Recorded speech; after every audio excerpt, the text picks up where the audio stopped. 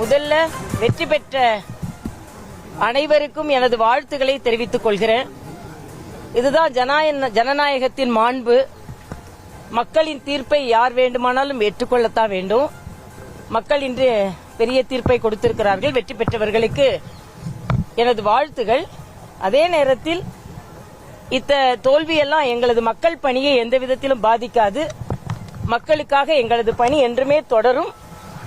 தேர்ந்தெடுக்கப்பட்டவர்கள் மக்களுக்கான பணியை சிறப்பாக செய்ய வேண்டும் என்று எனது வாழ்த்துக்களை நான் தெரிவித்துக் கொள்கிறேன். அதிமுகவோடு ஒப்பிடும்போது தவேக ஒரு புதிய கட்சி. தவேகவுக்கு மக்கள் விருப்பம் தெரிவித்து வாக்களித்து வெற்றி செஞ்சிருக்காங்க. குறிப்பா விஜய் அவர்கள் 234 தொகுதிகளுக்கும் நேரில் சென்று கூட பிரச்சாரம் செய்யாத நிலையில் ஒரு மிகப்பெரிய வெற்றியை பெற்றிருக்காரு. எப்படி பார்க்க மக்கள் நம்பிக்கை வைத்திருக்கிறார்கள். அந்த நம்பிக்கையை நான் ஒன்றும் விமர்சனம் செய்ய விரும்பவில்லை. நம்பிக்கை வைத்து வாக்களித்திருக்கிறார்கள். அந்த நம்பிக்கையை அவர் காப்பாற்றுவார் என்ற எண்ணம் எனக்கு இருக்கிறது.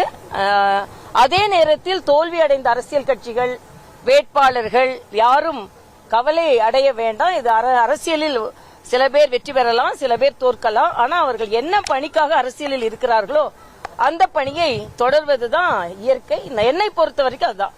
இன்னும் எனது அரசியல் பணி இன்னும் தீவிரமாகவே தொடரும்.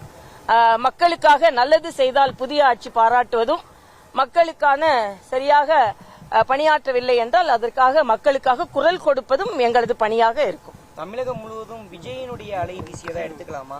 ஏன்னா ஒரு முதலமைச்சரே கொளத்தூர் தொகுதியில தோல்வியை சந்திக்கக்கூடிய ஒரு சூழலுக்கு தள்ளப்பட்டிருக்கிறார். விஜய் அலை என்று சொல்வதா இல்லென்றால் திமுக வெறுப்பு அலை, எதிர்ப்பு அலை என்று சொல்வதா என்பதையும் நாம சிந்திக்க வேண்டும்.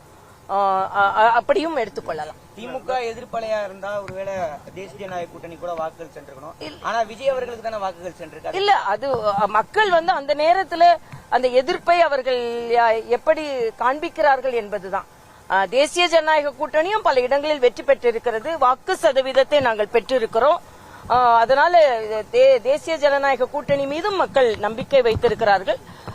அரசியல்ல ஒரு புதியவர் வரும்பொழுது அவர் மீது நம்பிக்கை வைத்திருக்கிறார்கள் தமிழக மக்கள்.